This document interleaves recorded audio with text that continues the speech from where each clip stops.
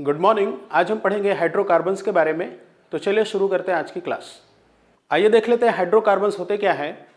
तो ये जो हाइड्रोकार्बन्स होते हैं मुख्य रूप से कार्बन और हाइड्रोजन से मिलकर के बनते हैं, या हम ये कह सकते हैं कि ऐसे यौगिक जो कार्बन और सिर्फ कार्बन और हाइड्रोजन से मिलकर बनते हैं उन्हें हम बोलते हैं हाइड्रोकार्बन्स। जैसे इसके लिए हम कुछ एग्जाम्पल ले लें।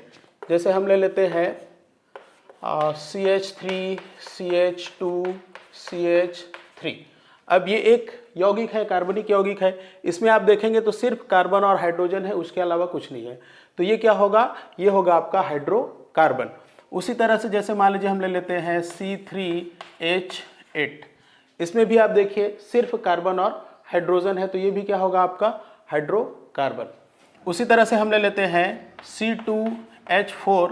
ये भी आपका हाइड्रोकार्बन ही होगा। CH3C ट्रिपल बॉन्ड CH, तो इसमें भी आप देखिए सिर्फ कार्बन और हाइड्रोजन है, तो ये भी क्या होगा? आपका हाइड्रोकार्बन्स। तो चलिए इसके बाद हम देख लेते हैं हाइड्रोकार्बन के प्रकार। तो जो हाइड्रोकार्बन्स होते हैं इनको दो तरह से बांटते हैं हम, सैचुरेटेड और अनसैचुरेटेड। सैचुरेटेड या जिनको हम बोलते हैं संतृप्त हाइड्रोकार्बन ऐसे हाइड्रोकार्बन्स होते हैं जिनमें कार्बन कार्बन के बीच में सिंगल बॉन्ड होता है। दूसरी तरफ जो अनसैचुरेटेड होता है, इसमें कार्बन कार्बन के बीच में डबल या फिर इस तरह से ट्रिपल बॉन्ड पाया जाता है। इनको हम बोलते हैं अनसैचुरेटेड हाइड्रोकार्बन। जो संतृप्त हाइड्रोकार्बन्स है इनको दो तरीके से बांटते हैं, एसाइक्लिक और साइक्लिक, अचक्री और चक्री। अचक्री जिसमें किसी तरह का कोई चक्र मतलब किसी तरह का कोई रिंग जिसमें नहीं होता उसको हम बोलते हैं एसाइक्लिक, और जो साइक्लिक होता है उसमें रिंग उपस्थित होता है। जैसे मान लीजिए उदाहरण के लिए हम देख लें CH3 CH2 CH3। यदि हम इसको देखें तो ये आपका क्या होगा? हाइड्रोकार्बन, क्योंकि इसमें सिर्फ कार्बन और हाइड्रोजन है। दूसरी तरफ सिंगल बॉन्ड है, तो सिंगल बॉन्ड है इसलिए क्या होगा? सैचुरेटेड हो जाएगा। अब आप इसमें देखिए किसी तरह का कोई भी चक्र नहीं बना है, उसके जो सिरे हैं वो पूरी तरह से खुले हुए हैं, तो ये हो जाएगा आपका एसाइक्लिक, अचक्री हाइड्रोकार्बन। और जो अचक्री हाइड्रोकार्बन्स होते हैं इनको बोला जाता है एल्केन। ये एल्केन। दूसरी तरफ है साइक्लिक या चक्री। जैसे मान लीजिए हम यहां पे ले लेते हैं CH2 CH2 CH2 CH2 इस तरह से। तो ये भी क्या होगा? हाइड्रोकार्बन होगा। सब में सिंगल बॉन्ड है तो सैचुरेटेड हो जाएगा। और इसमें आप देखिए इस तरह से एक रिंग बन रहा है ऐसा, तो ये क्या होगा? आपका हाइड्रोकार्बन तो है, सैचुरेटेड भी है, साथ ही क्या है? साइक्लिक। तो जो साइक्लिक हाइड्रोकार्बन्स होते हैं इनमें हम एक शब्द जोड़ते हैं साइक्लो, तो ये हो जाते हैं साइक्लो एल्केन। इनको बोला जाएगा साइक्लो एल्केन। ये क्लियर? दूसरी तरफ देखिए जो अनसैचुरेटेड होता है इसको भी दो तरीके से बांटते हैं हम, एसाइक्लिक और साइक्लिक। यहां पर भी होता है अचक्री और चक्री। ये जो अचक्री होता है इस अचक्री को दो भाग में हम बांट देते हैं, एल्कीन और एल्काइन। जैसे यहां पे हम देख लें, मान लीजिए CH3CH डबल बॉन्ड CH2, या उसी तरह का और उदाहरण ले लेते हैं CH3 single bond C triple bond CH ऐसा। तो यहां पर आप देख लीजिए इसमें क्या है? हाइड्रोकार्बन है, कार्बन हाइड्रोजन से बना है, तो इसमें डबल बॉन्ड है, इस पे ट्रिपल बॉन्ड है, तो ये दोनों के दोनों क्या होंगे? अनसैचुरेटेड होंगे। और दूसरा चीज क्या है? उसमें देखिए एसाइक्लिक है, उसमें किसी तरह का कोई रिंग नहीं बना हुआ है, तो ये एसाइक्लिक हो गए। और इसको दो भाग में बांट दिए, एल्कीन और एल्काइन। तो जो एल्कीन होता है इनमें होता है डबल बॉन्ड, और जो एल्काइन है इनमें होता है ट्रिपल बॉन्ड। तो यहां पे देखिए जिसमें डबल बॉन्ड है वो क्या हुआ? एल्कीन। एल्कीन इन शब्द जुड़ता है, और जिसमें ट्रिपल है वो क्या होगा? वो आपका हो जाएगा एल्काइन। और दूसरा होता है हमारा साइक्लिक मतलब चक्री, जिसमें कोई ना कोई चक्र बना होगा। अब जो साइक्लिक होता है उसको हम दो तरीके से बांट देते हैं, एलिसाइक्लिक और एरोमेटिक। एरोमेटिक जिसमें एरोमेटिकता का गुण होता है, ये हम पिछली क्लास में भी देख चुके हैं। और जिसमें एरोमेटिसिटी का गुण नहीं होता उसको हम बोलते हैं एलिसाइक्लिक। तो जैसे यहाँ पे हमने इस तरह से दो एग्जांपल ले लिए, यदि इसमें हम देखें तो इसमें भी हेक्सागोनल रिंग है, यहाँ पर भी हेक्सागोनल रिंग है, बट यहाँ पे आप देखो कि इसमें अल्टरनेट डबल बॉन्ड है, यहाँ डबल बॉन्ड फिर सिंगल फिर डबल फिर सिंगल फिर डबल, और दूसरी तरफ यहाँ पे आप देखें तो इसमें सिर्फ एक डबल बॉन्ड है। तो अब दोनों में यदि हम देखें तो ये जो हमारी पहली संरचना है इसकी यदि हम बात करें तो इसमें जो है एरोमेटिसिटी का गुण होता है, मतलब इसमें विशेष प्रकार की गंध होती है, इसमें 4n+2 पाई इलेक्ट्रॉन्स होते हैं, इसमें अल्टरनेट डबल बॉन्ड भी है। तो ये सारे क्या होते हैं, एरोमेटिसिटी के गुण होते हैं।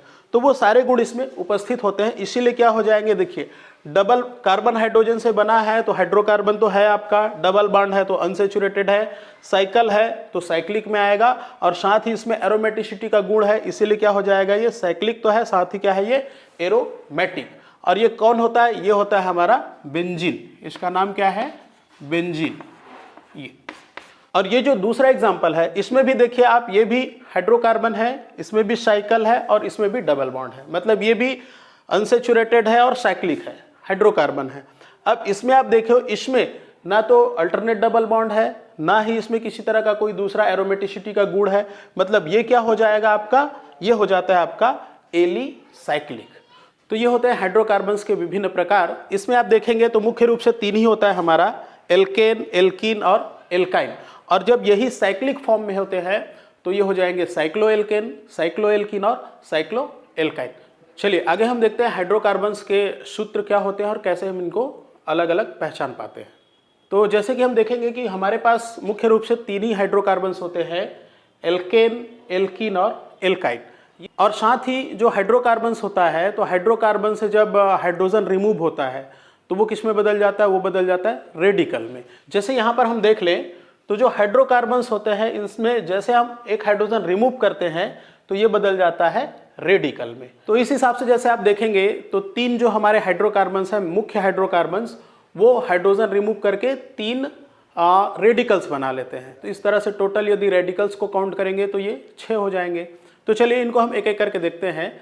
तो जो सबसे पहला होता है वो होता है आपका एल्केन। तो एल्केन ऐसे हाइड्रोकार्बन्स होते हैं जिनमें कार्बन कार्बन में सिंगल बॉन्ड होता है और इनका फॉर्मूला होता है CnH2n+2। इसका मतलब होता है कि जो हाइड्रोजन की संख्या होगी, ध्यान रखिएगा, जो हाइड्रोजन की संख्या होगी वो कार्बन से डबल होगा। यहां पे देखिए लिखा हुआ है CnH2n, हाइड्रोजन की संख्या कार्बन से डबल होगी और डबल होने के साथ साथ +2, मतलब डबल तो होगा ही, साथ ही उसमें 2 और ज्यादा होंगे, तो वो हो जाएगा आपका एल्केन।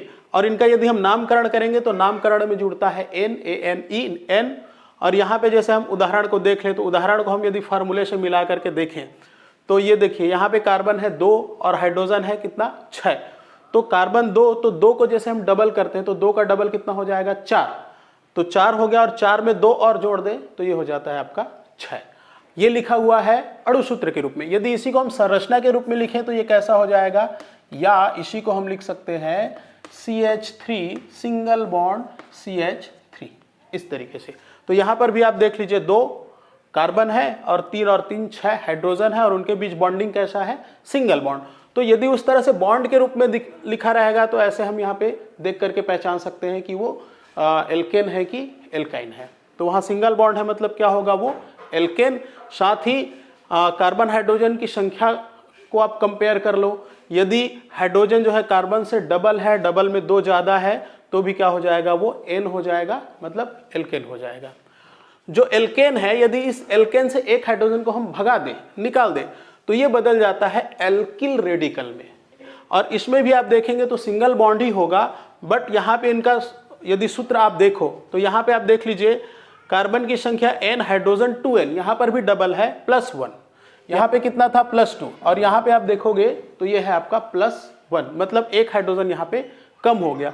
यदि हम एग्जाम्पल देखें तो एग्जाम्पल से भी क्लियर हो जाएगा। यहाँ पे देखिए C2H5, पहले कितना था, 6 था, 6 में एक हाइड्रोजन निकल गया तो कितना आ गया आपका, 5 हो गया। फार्मूला से भी मिला लीजिए तो देखिए C2, तो 2 को डबल करो तो 2 दूनी 4 और उसमें एक और जोड़ दीजिए तो 5। तो ये हमारा फार्मूला भी सही है। और इनका जब हम नामकरण करते हैं तो इनके नामकरण में लगता है इल। और यदि इसी को हम संरचना के रूप में लिखें तो कैसे हो जाएगा, ये हो जाएगा या CH3 सिंगल बॉन्ड CH2, एक हाइड्रोजन यहाँ से कम हो जाएगा। मतलब दो में से एक जो कार्बन होगा, कार्बन की संयोजकता 4 होती है, तो उसमें जो एक कार्बन होगा उसमें एक हाइड्रोजन की कमी हो जाएगी। उसी तरह से जो एल्किन है, एल्किन में डबल बॉन्ड होगा, फार्मूला होता है आपका CnH2n, मतलब हाइड्रोजन जो है कार्बन से डबल होगा, नामकरण में लगता है इन, और फार्मूला हो जाएगा आपका C2H4। अब यदि इसको आप देखो फार्मूले से मिला लो तो कार्बन कितना है 2, 2 को डबल करिए तो 4, ना इसमें कम होता है ना तो ज़्यादा होता है, एग्जैक्ट डबल होता है 2n। ठीक है, कुछ प्लस माइनस इसमें नहीं करना है, जस्ट डबल कर दीजिए। ठीक है, और यदि इसको हम संरचना के रूप में लिखें तो कैसा हो जाएगा, ये हो जाता है CH2 डबल बॉन्ड CH2, इस तरीके से। क्लियर। अब ये जो एल्कीन है, इस एल्कीन से भी यदि एक हाइड्रोजन हम निकाल देते हैं तो ये बदल जाता है रेडिकल में, इसको हम बोलते हैं एल्कीनिल, नाम इसका हो जाएगा एल्कीनिल।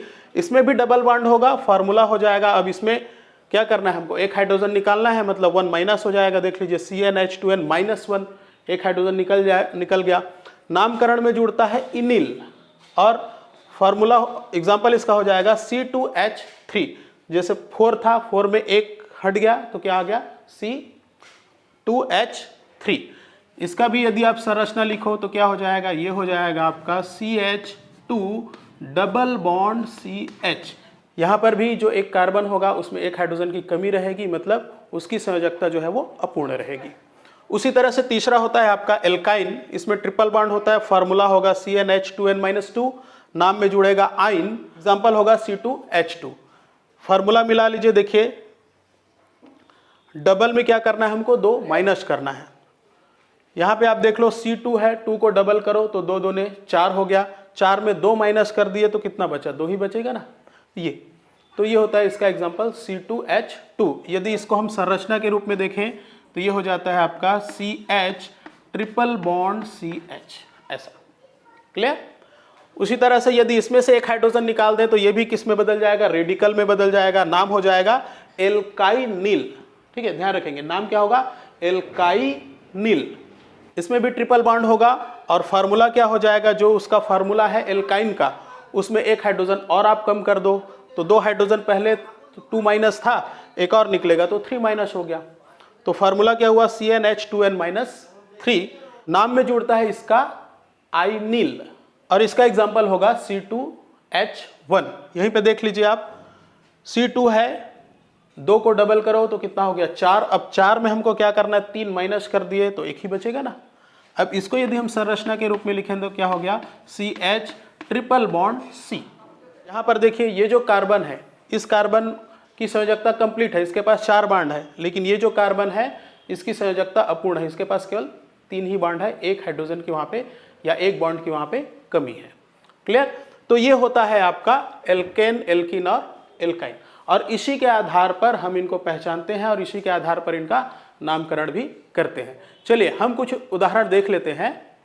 अब यहाँ पे एक चीज आप ध्यान रखिए कि यदि इस तरह से लिखा हुआ है, मतलब जिसमें कार्बन और कार्बन बॉन्ड शो हो रहा है, इसको हम बोलते हैं स्ट्रक्चरल फार्मूला, संरचनात्मक सूत्र। तो संरचनात्मक सूत्र के रूप में लिखा है तो क्या करिए, उसमें कार्बन कार्बन बॉन्ड को देख लीजिए कि सिंगल है कि डबल है, ट्रिपल है, इसके हिसाब से हम उनको पहचान सकते हैं। और यदि मान लीजिए इस तरह से लिखा है, इसको बोला जाता है अणु सूत्र। तो अणु सूत्र के रूप में यदि लिखा जाएगा तो हमको क्या करना पड़ेगा, ये जो हमारा सूत्र है, मतलब हमको कार्बन और हाइड्रोजन की संख्या को कंपेयर करना पड़ेगा कि कितना कार्बन है और उसके साथ में कितने हाइड्रोजन जुड़े हुए, उनकी संख्या को हम कंपेयर करेंगे तो हम यहाँ से पहचान सकते हैं कि वो एल्केन है कि एल्काइन है, हाइड्रोकार्बन है कि रेडिकल है, रेडिकल है तो कौन सा रेडिकल है, या हाइड्रोकार्बन है तो कौन सा हाइड्रोकार्बन है। अब यहाँ पे एक चीज़ और आप ध्यान दे सकते हैं कि इसमें यदि मान लीजिए इस सीरीज को देखें, ऊपर से नीचे तरफ जाते हैं तो क्या हो रहा है, हाइड्रोजन एक एक कम हो रहा है, या नीचे से ऊपर जाए तो हाइड्रोजन क्या हो रहा है, एक एक बढ़ रहा है। देखिए फार्मूला का आप मिला लीजिए, सब में 2n रहेगा, सब में 2n 2n 2n 2n 2n सब में रहेगा, लेकिन जो हाइड्रोजन घट रहा है या बढ़ रहा है वो एक क्रम से बढ़ रहा है। क्लियर।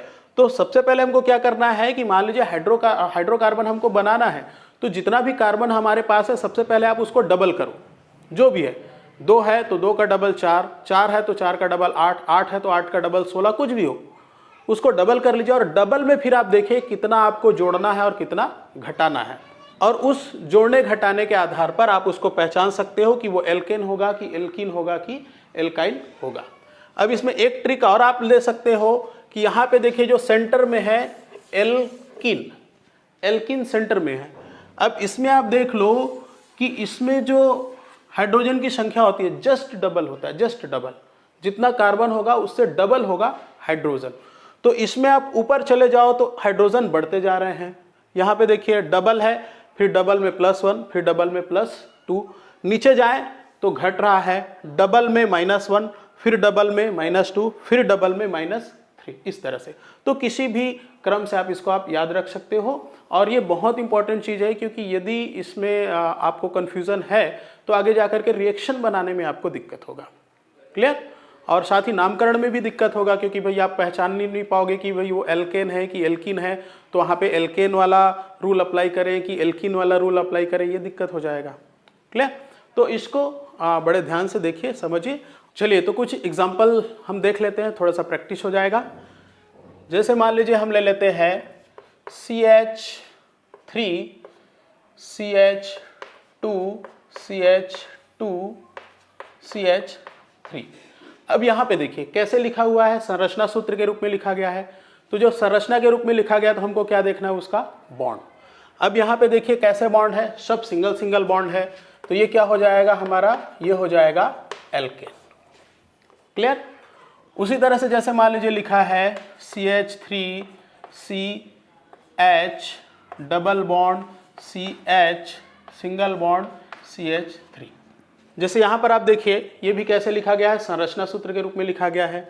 अब यहाँ पे देखिए बॉन्डिंग कैसा है, तो इसमें एक डबल बॉन्ड है, डबल बॉन्ड है मतलब ये क्या हो जाएगा आपका, ये हो जाएगा एल्कीन।